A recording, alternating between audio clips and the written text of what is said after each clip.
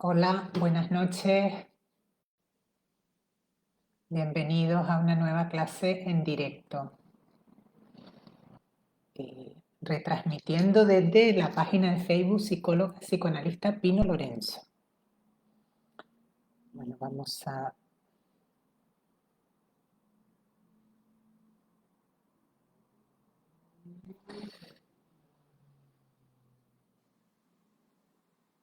Vamos a preparar los distintos dispositivos para poder... Vale. Y aquí se ve... Vale, muy bien. Estupendo. Y aquí se puede ver cómo se está. A ver. Si entro aquí. Vale, genial. Vale. Bueno.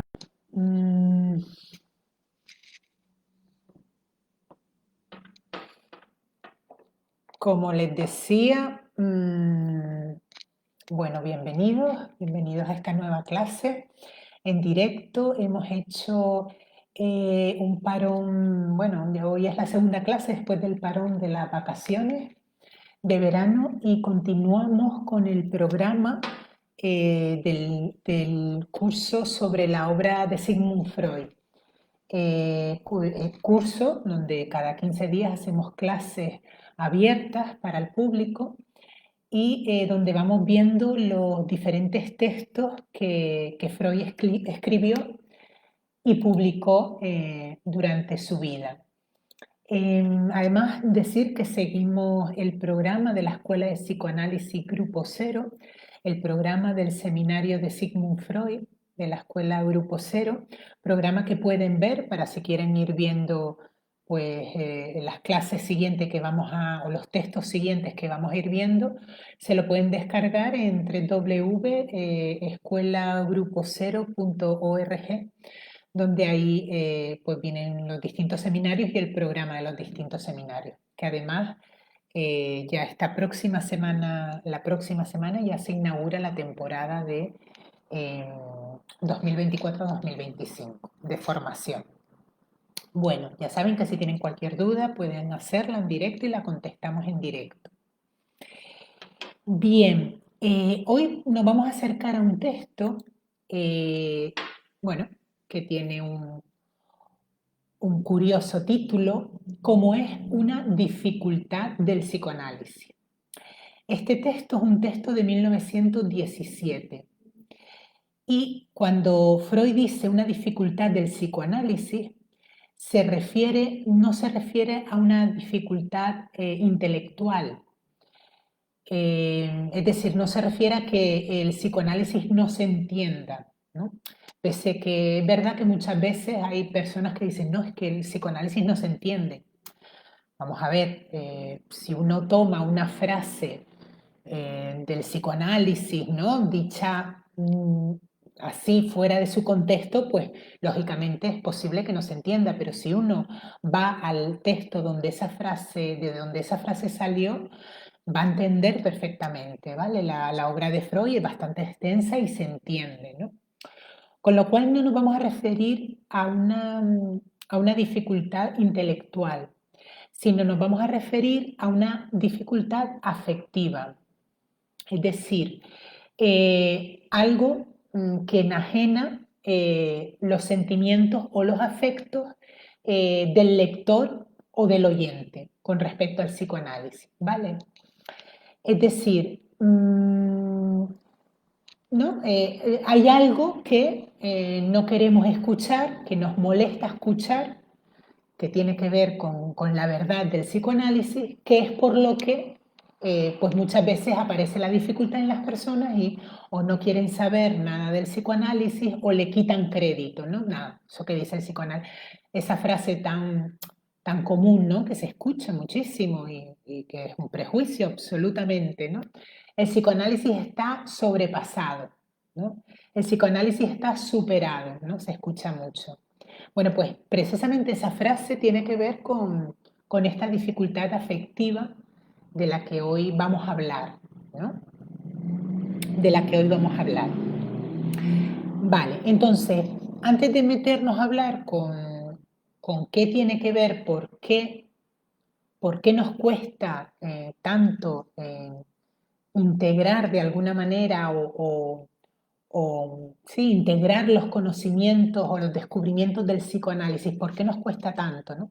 Antes de llegar a esa parte, vamos a hacer primero, pues para todas las personas que se acerquen por primera vez a estas clases en directo, tanto en directo estas clases sobre la obra de Sigmund Freud, que pueden ver tanto en directo como en diferido. Vamos a hacer un pequeño resumen, ¿vale? De esto del psicoanálisis. ¿Qué es el psicoanálisis, no? Muchas veces los pacientes cuando se acercan a la consulta del psicoanalista preguntan, bueno, pero ¿de qué trata esto del psicoanálisis, no? Bueno, pues hoy vamos a ver un poquito qué es esto del psicoanálisis. Bueno, esta teoría es una teoría que se ha construido en base a una gran cantidad de observaciones e impresiones que Freud fue recopilando en su larga labor clínica con sus pacientes, ¿no? El psicoanálisis se ocupa fundamentalmente de la explicación y de la supresión de las llamadas enfermedades nerviosas. Buenas tardes, Pino, saludos desde Barcelona. Buenas tardes, Carlos. Bienvenido nuevamente a estas clases en directo. El psicoanálisis, como digo, se ocupa de la explicación y supresión de las llamadas perturbaciones nerviosas. Y para resolver tales problemas, el psicoanálisis ha partido de un punto, ¿no? Ha tomado un lugar de partida para desarrollar toda su investigación. Y ese punto va a ser las pulsiones o los instintos, ¿no? En el texto de Freud nos encontramos con la teoría de los instintos, ¿no? Pero en la traducción correcta sería la teoría pulsional y concretamente la teoría de la libido. Vale, bien.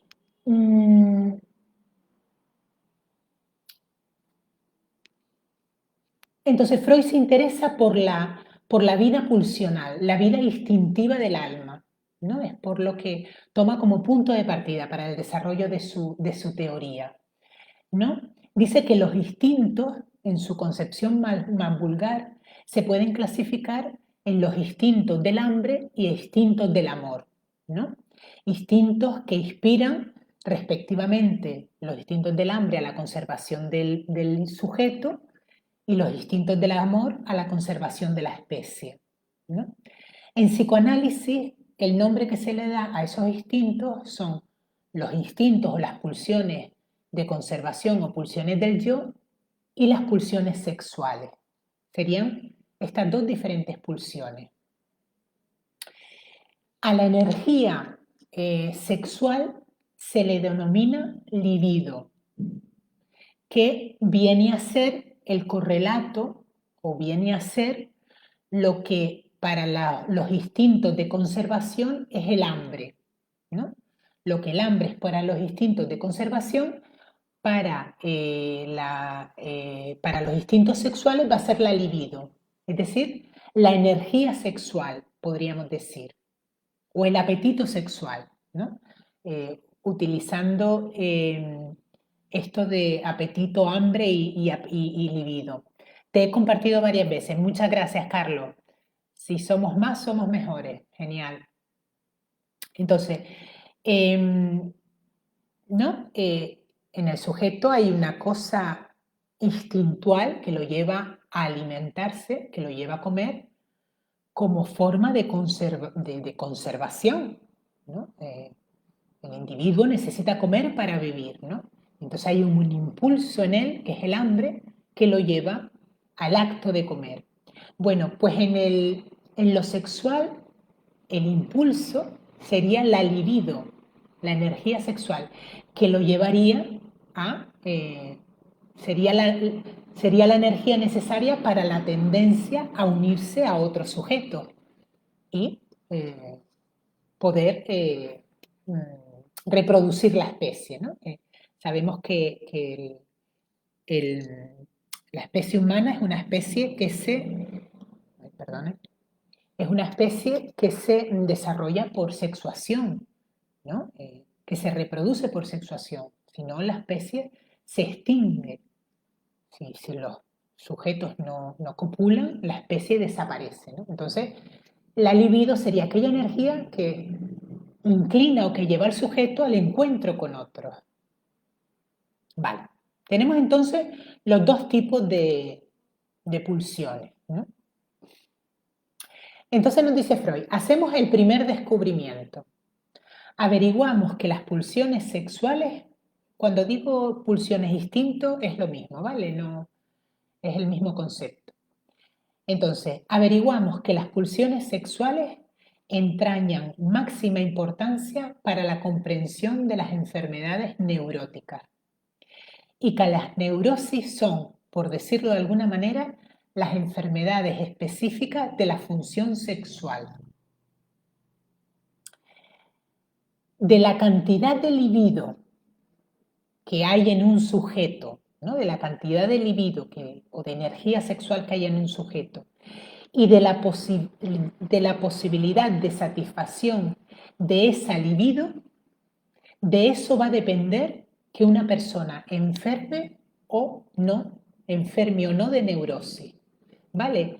De la cantidad de libido y de la posibilidad de dar satisfacción a esa libido. Y la forma que va a tomar la neurosis va a depender de la evolución de la evolución sexual, ¿no? De la evolución o del recorrido de la trayectoria de la función sexual y, como decimos los psicoanalistas, según donde haya quedado fijada la libido, ahí va a tomar una forma de neurosis o va a tomar otra forma de neurosis. Vale, estaba mirando aquí a ver si había algún mensaje, pero veo que no.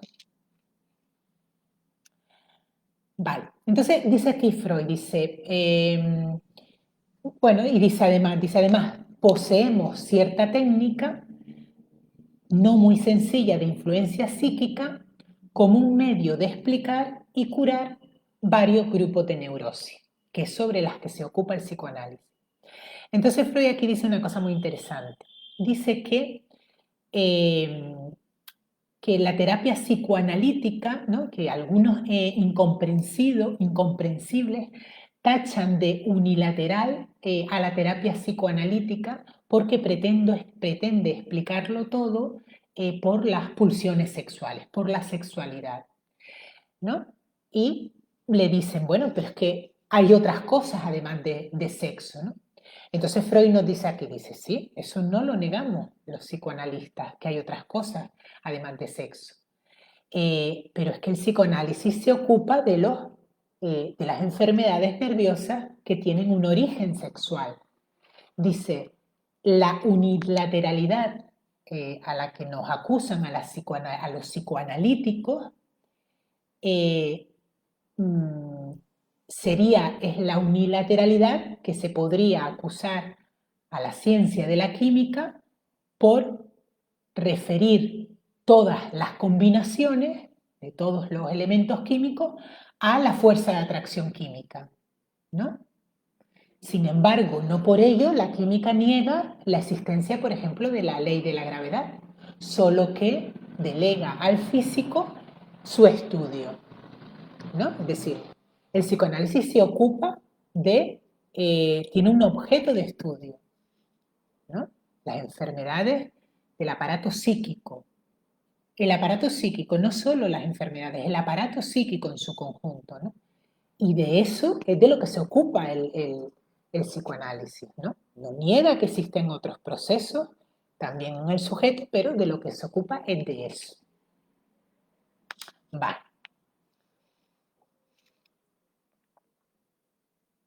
Entonces nos dice Freud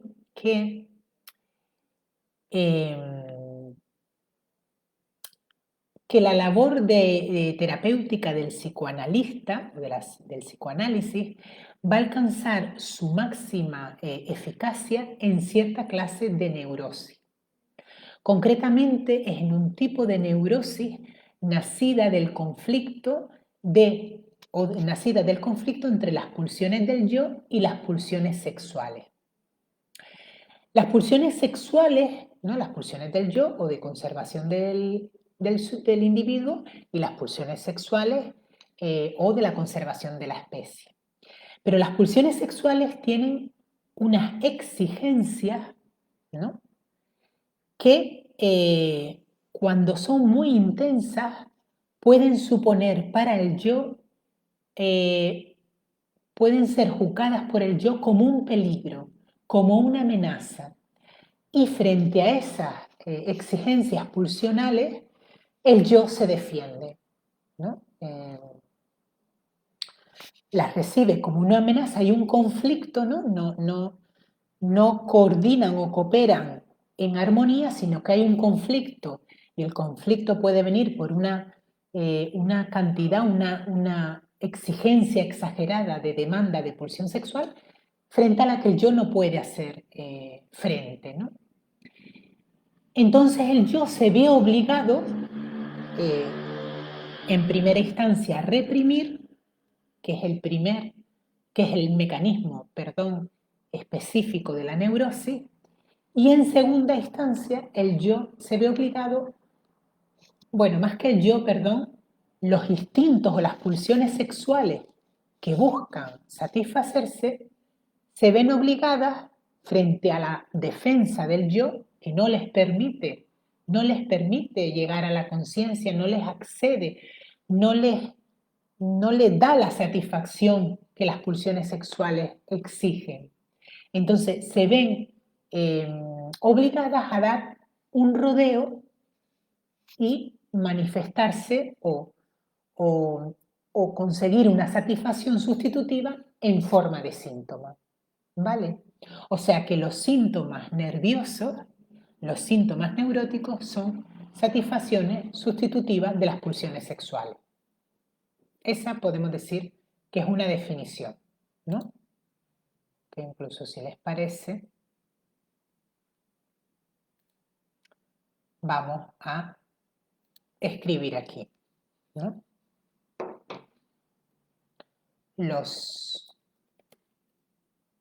síntomas nerviosos son una satisfacción sustitutiva de las pulsiones sexuales que buscan satisfacerse. Vale.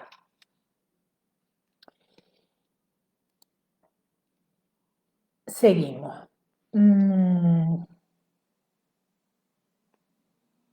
A ver, perdón. Sí.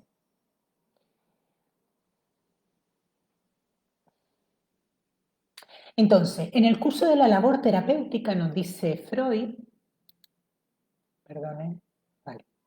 En el curso de la labor terapéutica hemos de preocuparnos de la distribución de la libido en el enfermo, ¿no? La libido es la energía sexual.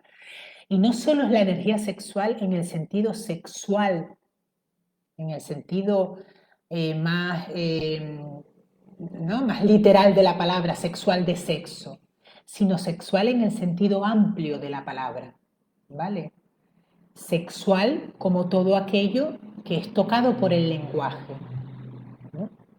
Todo aquello sobre lo que el sujeto pone su libido, su interés, todo eso es sexual, ¿vale? No solo la genitalidad. La genitalidad forma parte de la sexualidad, pero la sexualidad es más amplia que la genitalidad, ¿no? Entonces, en la labor terapéutica nos ocupamos de cómo está distribuida la libido en el enfermo, ¿no? Investigamos sobre qué representaciones de objeto está ligada a su libido y la libertamos para ponerla a disposición del yo. Podríamos decir que en el enfermo neurótico la libido está fijada a representaciones de objetos generalmente pasadas, de la primera infancia del sujeto, de las cuales el sujeto no puede desligar la libido. Entonces esa libido, esa energía sexual, esa energía con la que la persona hace todo en la vida, estaría como secuestrada en esas representaciones de objeto. Pues bien, el psicoanálisis va a libertarla, esa energía, para ponerla a disposición del yo, para todo lo que el yo quiera hacer con ella, ¿no?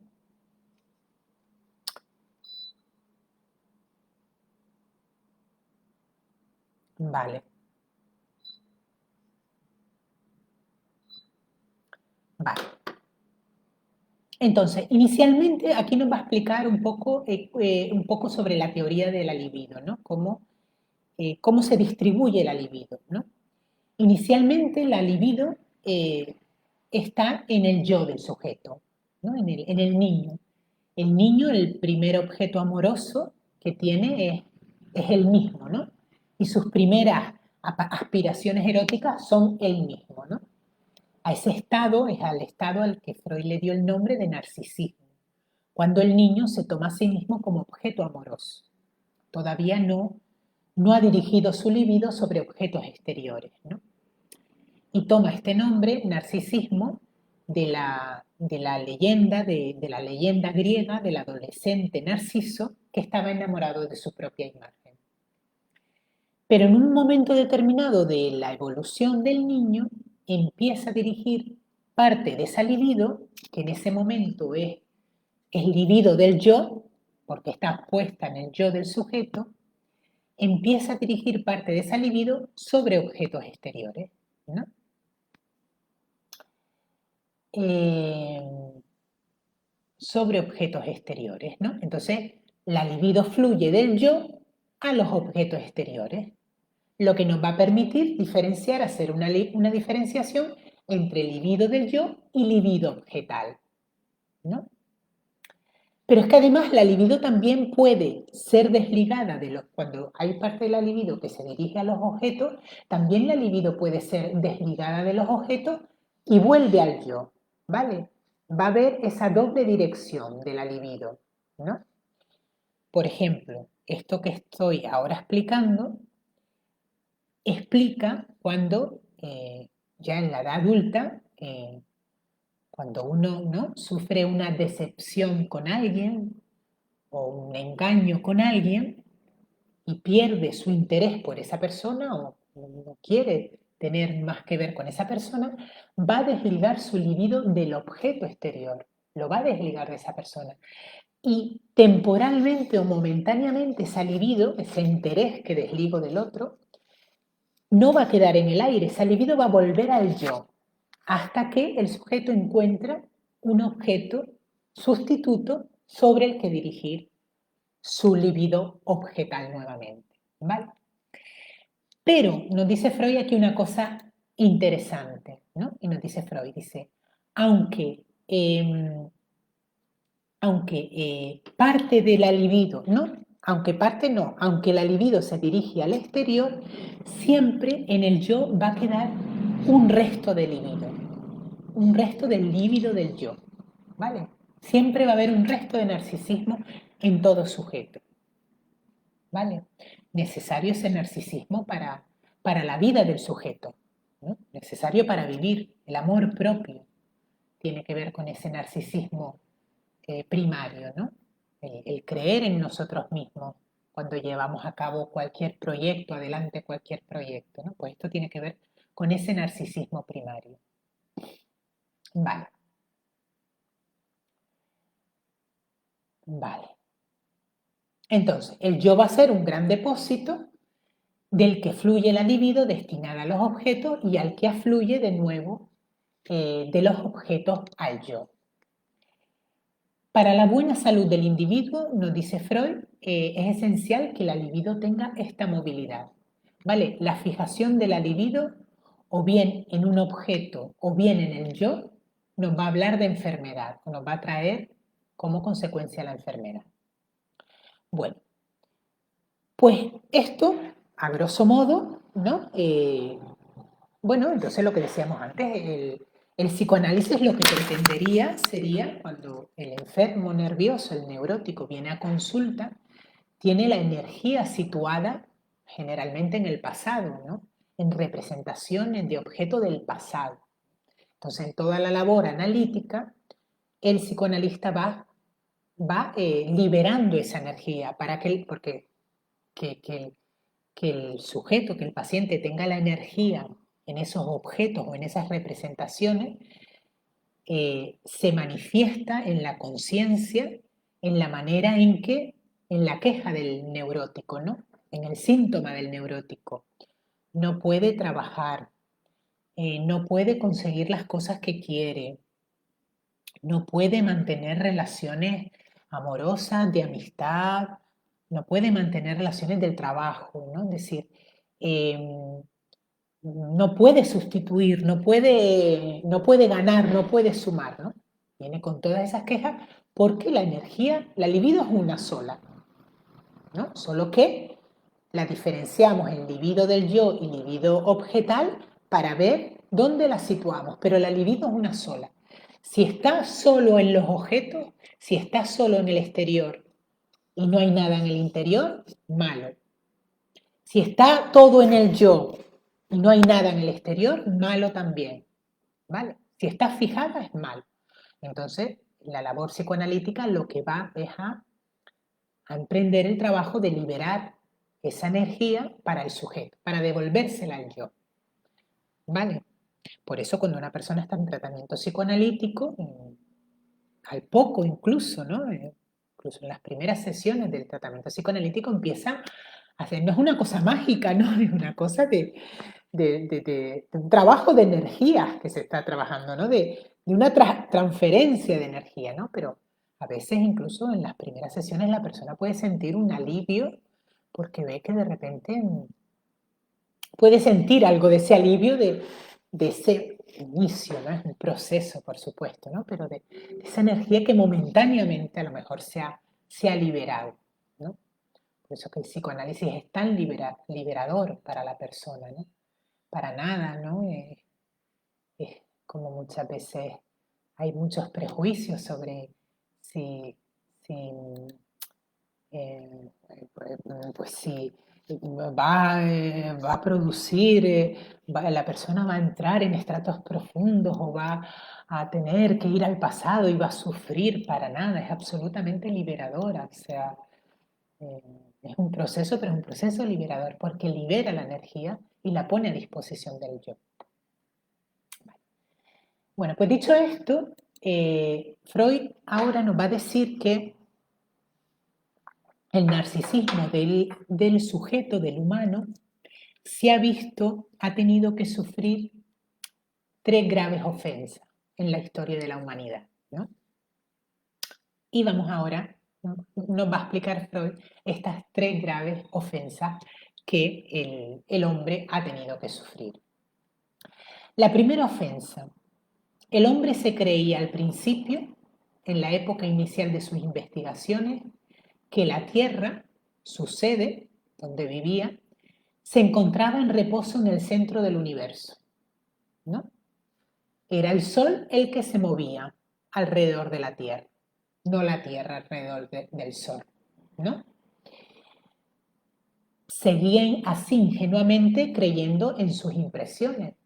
Lo que él veía era que el Sol se movía o que las estrellas se movían. Él no percibía ningún movimiento y por lo tanto creía que él era, que la Tierra era el centro del universo. Que además esta idea le venía muy bien para su tendencia a sentirse el dueño y señor del mundo, ¿no? Todo lo que me rodea se mueve alrededor mío. La Tierra es el centro del universo. Bueno, la teoría de Copérnico nos viene a decir que no es la Tierra el centro del universo y que no es la Tierra, que no es el Sol el que se mueve alrededor de la Tierra, que es la Tierra la que se mueve alrededor del Sol, además de tener su propia rotación y que además lo que nos entra por los sentidos nos engaña. Esa es la teoría de los trabajos de Nicolás Copérnico en el siglo XVI es la primera ofensa narcisista al hombre, ¿no? Y a esta ofensa la vamos a llamar la ofensa cosmológica. Segunda ofensa. En el curso de la evolución cultural, el hombre se consideró como soberano de todos los seres que poblaban la tierra. No contento con tal soberanía, comenzó a abrir un abismo entre él y los animales y el resto de seres. Les negó la razón a los otros y se atribuyó la razón. Les negó la razón y se atribuyó un alma inmortal y un origen divino que le permitía romper todo lazo de comunidad con, por ejemplo, el mundo animal. Además, es singular que este distanciamiento tan grande que tenía el hombre con el animal no aparecía en los niños, ¿no? El niño no sentía diferencia alguna entre él y el animal. Y así, por ejemplo, cuando en las fábulas o en los cuentos podía ver que un oso o un lobo hablaba, no sentía ninguna extrañeza, ¿no? Solo va a ser después en el curso de su desarrollo donde va a ir distanciándose del animal y va a ir diferenciándose de él. Vale. Las investigaciones de Darwin y sus precursores y colaboradores pusieron fin, hace poco más de medio siglo, algo más tendríamos que decir ahora, pusieron fin a esta exaltación del hombre. El hombre no es algo distinto del animal, ni algo mejor que él. Procede de la escala zoológica y está próximamente emparentado con algunas especies y más lejanamente emparentado con otras. Sus adquisiciones posteriores no han logrado borrar su origen común con el resto de las especies animales, tanto a nivel de su constitución física como de su constitución anímica. Por lo tanto, esta va a ser la segunda ofensa narcisista, la ofensa biológica, que nos viene a decir que el hombre no tiene un origen divino, tiene un origen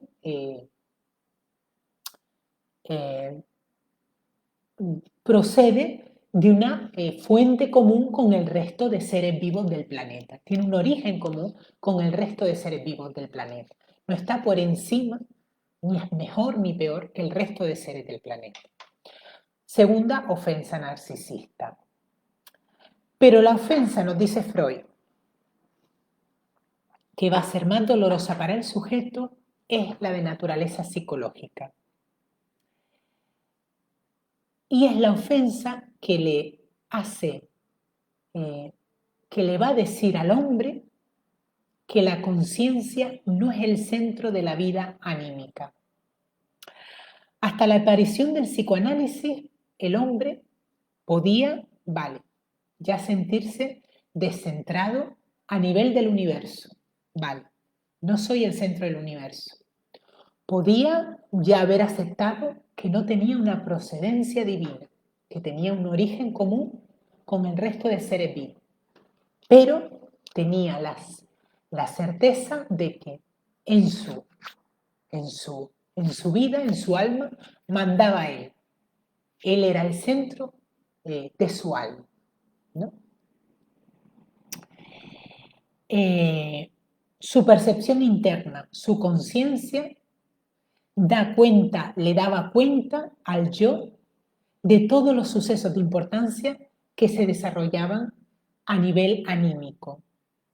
Y la voluntad dirigida por estas informaciones ejecutaba lo que él ordenaba y modificaba aquello que no le gustaba, ¿no?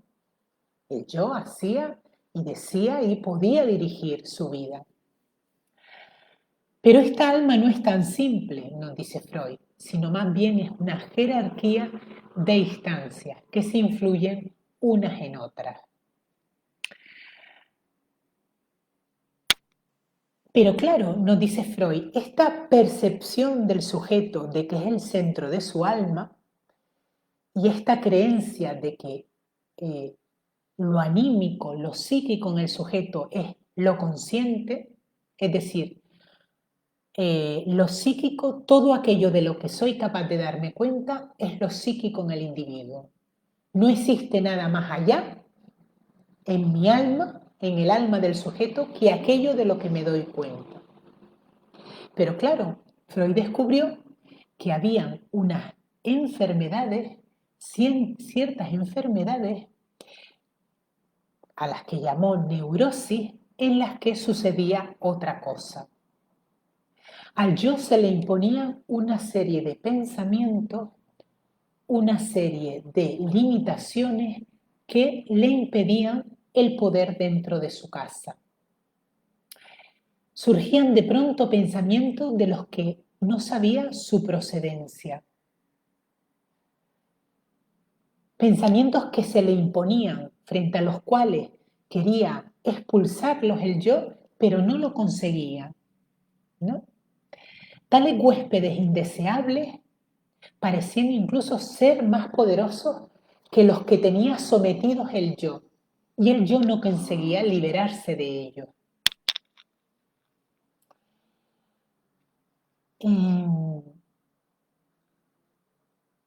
Frente a estos impulsos, deseos, pensamientos, el yo tenía que tomar medidas preventivas, pero siempre se veía que perdía frente a ellos, ¿no?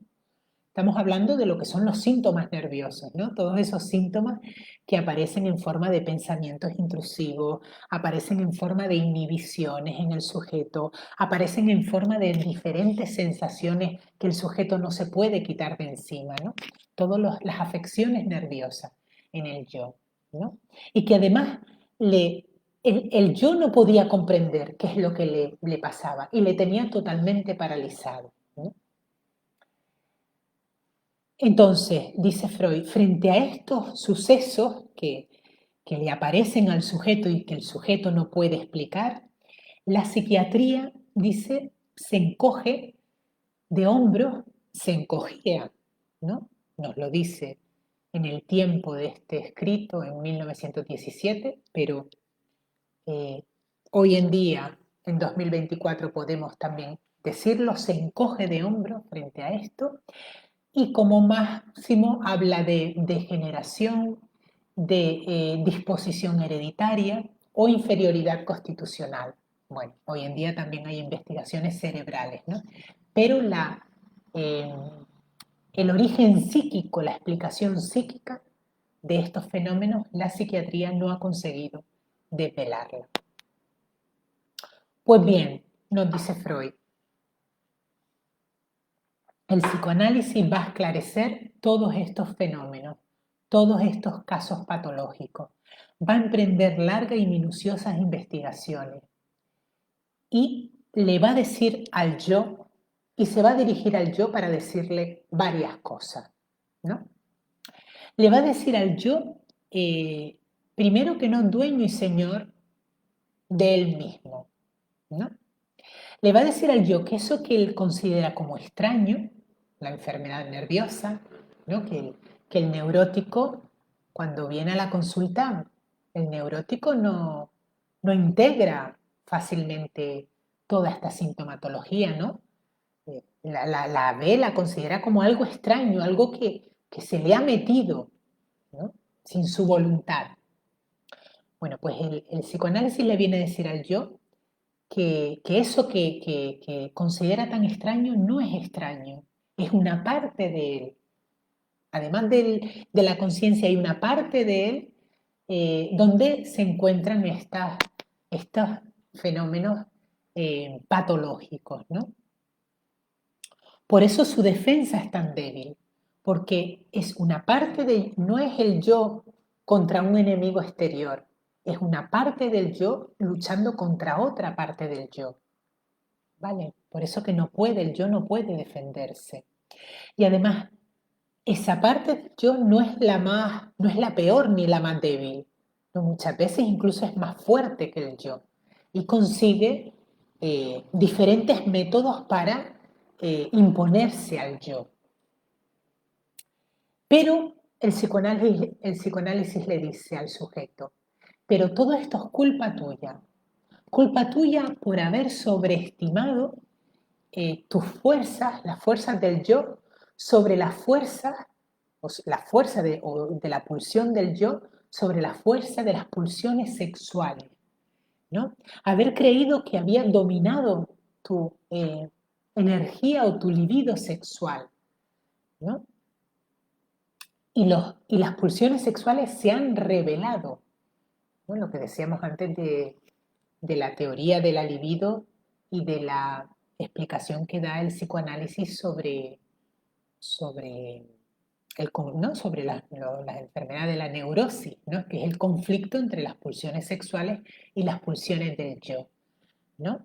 Pues en este momento Freud le está diciendo, tú has creído que las pulsiones del yo eran superiores a las pulsiones sexuales y ahora has visto que estas pulsiones sexuales van a buscar su satisfacción sea como sea, aunque sea por oscuros caminos que tú no llegas a comprender y que ocurren más allá de tu conciencia, ¿no?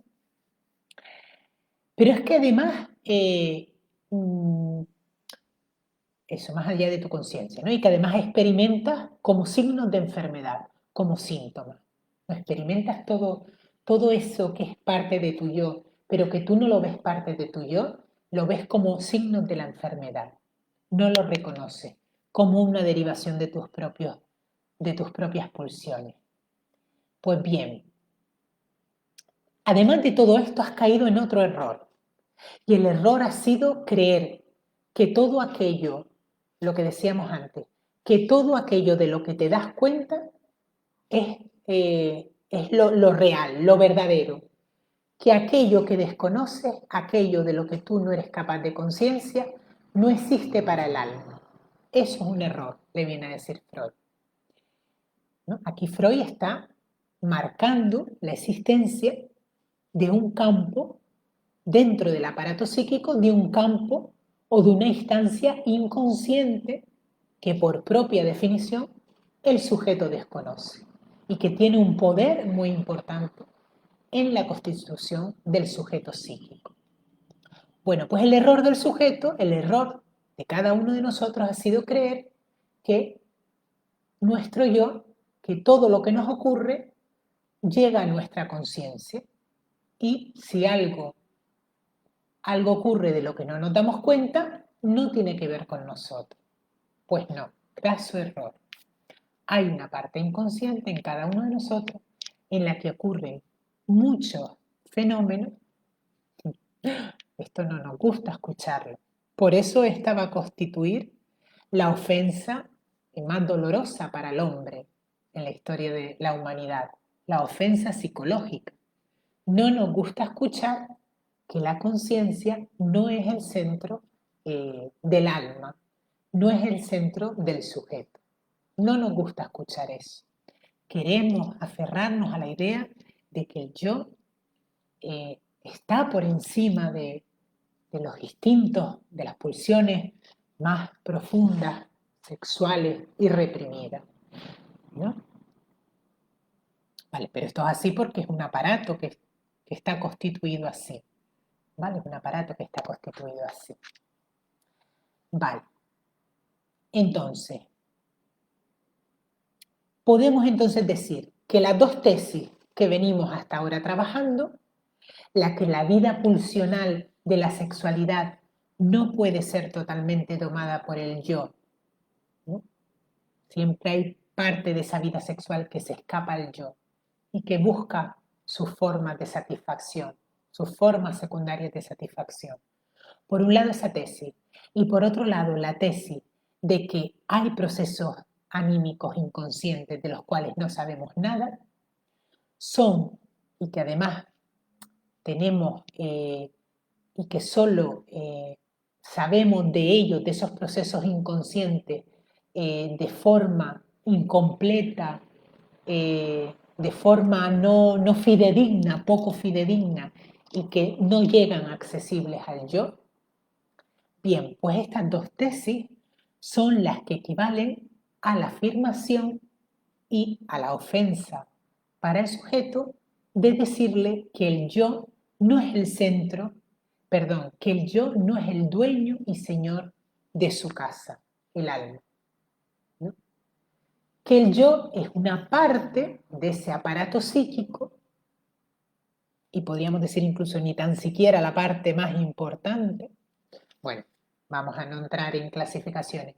Es una parte del aparato psíquico, pero que esa parte del aparato psíquico convive con otras instancias de las cuales el yo no sabe nada. Bueno, pues bien, este agravio psicológico es el que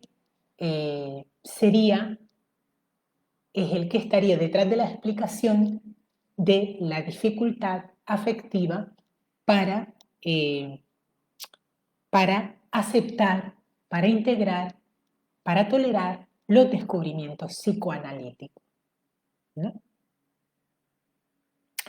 Intolerancia afectiva que se pone de manifiesto también en cada tratamiento psicoanalítico, en cada tratamiento con, con el paciente, en la consulta, eh, se pone de manifiesto esta intolerancia, intolerancia, esta dificultad afectiva.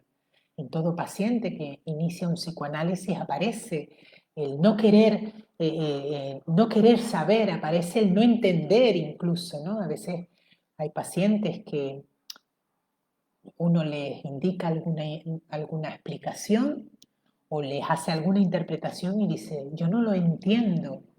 No es que no lo entienda de la cabeza, es que no lo entiende afectivamente, ¿no? Le produce o puede producirle un malestar, ¿no? De tal manera que el malestar, o sea, es como si no le tuviera simpatía a eso que dice el psicoanálisis, ¿no? De tal manera que ese malestar afectivo o dificultad afectiva termina también conllevando una dificultad intelectual, ¿no? Porque algo que no nos es simpático, algo sobre lo que no recae nuestra simpatía, seguramente va a ser difícil entenderlo, ¿no? Entonces, en ese sentido, eh, dificultad para integrarlo, ¿no? Vale. Bueno, y con esta frase terminaríamos la clase de hoy sobre, fundamentalmente sobre la dificultad, una dificultad del psicoanálisis y sobre, como hemos visto, estas ofensas sufridas por el yo en la historia de la humanidad, ¿no? Bueno, vamos a dejar algún minutito por si hay alguna pregunta.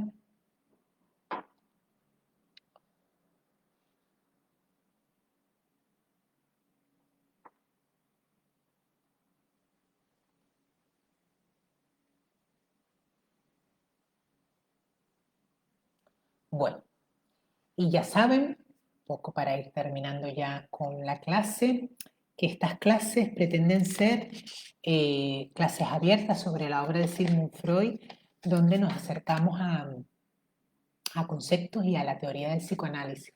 Pero si quieren formarse como psicoanalistas, les invito a todos a... Buenas tardes, Pino, salud... Ah, no, perdón. Vale. Dice Carlos, dice, sigue siendo, a pesar de las vacaciones, un pozo de sabiduría científica. Muchas gracias, Carlos. Vale, pues como decía, bueno, que estas clases son un acercamiento, pero si quieres o si quieren formarse como psicoanalistas, trabajar como psicoanalistas en el futuro, tienen que estudiar psicoanálisis y la Escuela de Psicoanálisis Grupo Cero empieza la próxima semana su temporada 2024-2025 con todos los seminarios, el seminario de Sigmund Freud, seminario de Jacques Lacan, seminario de medicina psicosomática, donde pueden estudiar las diferentes obras de los diferentes autores, todas las publicaciones de Miguel Óscar Menaza, que hoy estamos homenajeándolo en la Escuela de Psicoanálisis Grupo Cero, porque hoy, 19 de septiembre, cumpliría Miguel Oscar Menaza, el director de esta escuela, cumpliría 84 años. Falleció, para los que no lo sepan, en el mes de marzo, en el pasado marzo, y en el día de hoy, 19 de septiembre, que era el día a partir del cual arrancaba toda la temporada en la Escuela de Psicoanálisis Grupo Cero, cumpliría la edad de 84 años. Desde aquí le mandamos un mensaje y un beso para allá, para donde esté. Bueno, pues nada, agradecerles a todos la atención, como siempre. Ya saben que si somos más, somos mejores. Eh, si comparten en sus redes sociales, si comparten con otros, si animan a otros a ver estos vídeos, pues harán que otros se acerquen a los conocimientos del psicoanálisis y podremos difundir la labor del psicoanálisis a todos los rincones del mundo. Muchas gracias. Seguimos la próxima.